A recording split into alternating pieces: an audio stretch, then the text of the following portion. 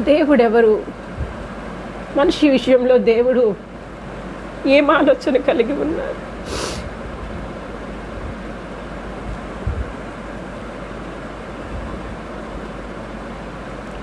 మానవుడు ఎలా రక్షింపబడతాడు? చెడిపోయిన మానవ జీవితం ఎలా బాగుపడుతుంది? పాడైన పతనమైన మనిషి హృదయం ఎలా బాగుపడుతుంది? ఎవరు బాగు చేస్తారు? భూత భవిష్యత్ కాల వర్తమాన కాలాల్లో ఉండే దేవుడు ఆయన ఆత్మ ద్వారా మాకు కూడా చాలా విషయాలు బయలుపరుస్తారు.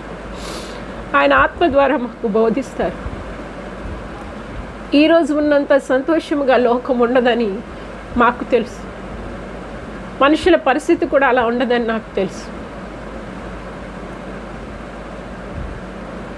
దేవుడు దేశమును వట్టిగా చేయుచున్నారు. భూమి